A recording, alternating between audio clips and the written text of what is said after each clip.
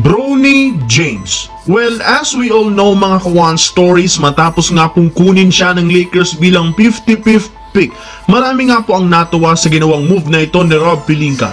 Kahit nga ang staff at front office ng Lakers kitang-kita ang saya dahil for sure babalik muli sa kanila si LeBron James. Pero kung titingnan natin ng mabuti, may napakagandang epekto nga si Bronny James sa Lakers lalo kay LeBron James. Ano kaya ito? Well, tara't pag-usapan natin yan at talakayin ang balita nga may kinuha nga pong big man 7-footer ang Golden State Warriors. Pero bago yan, please don't forget to hit the notification bell at mag-subscribe sa aking channel.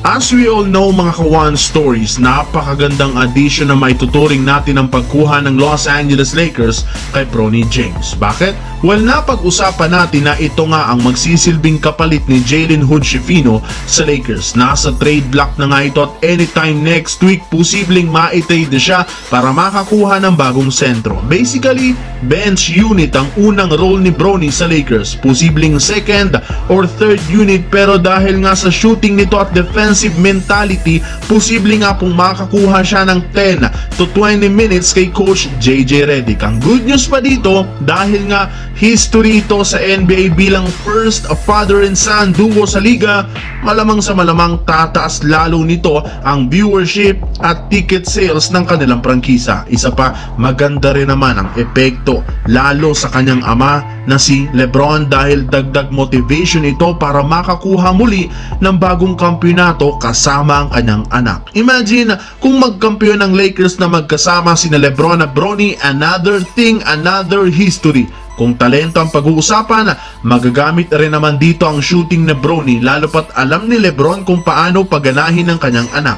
Makakakita nga tayo ng possible best basketball play sa mag-amang James. Samantala mga kawan stories tungkol naman sa kinuha na 7-footer ng Golden State Warriors. Medyo nakakatawa ngang isipin ngayon ang ginawa ng kanilang front office matapos nga nilang i-trade ang kanilang hawak na 52nd overall pick sa OKC Thunder ay ni-reacquire nga nila muli ito gamit ang cash consideration. Ito nga ay 7-footer center na si Quentin Post.